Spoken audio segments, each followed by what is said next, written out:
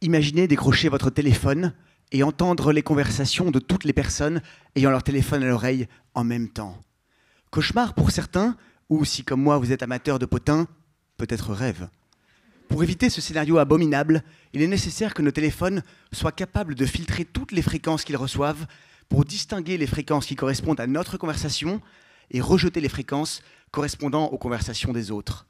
Pour cela, nos téléphones sont garnis de plusieurs centaines de microscopiques filtres, faits d'une couche très mince, d'un matériau dispendieux et difficile à obtenir, qui vibre à la fréquence que l'on souhaite sélectionner.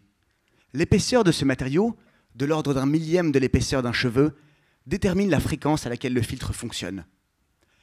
Pour fabriquer ces filtres, il est donc nécessaire de découper des tranches très minces de ce matériau à partir d'un cylindre long et épais, ressemblant un peu à un saucisson. À l'heure actuelle, ce saucisson est découpé en retirant de la matière jusqu'à ne plus avoir que l'épaisseur de la tranche que l'on veut obtenir. Il faut donc consommer un saucisson pour une tranche. Quel gaspillage! Dans le cadre de ma thèse, je travaille avec un procédé innovant permettant d'obtenir plusieurs tranches de saucisson par saucisson en les découpant avec du vent.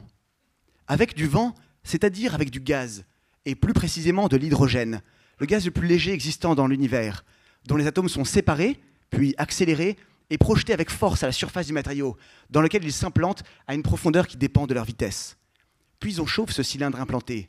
Les atomes se rejoignent, forment de petites bulles, puis ces bulles grandissent, grossissent, se rejoignent, fusionnent pour n'en former plus qu'une qui rejoint les deux extrémités du cylindre.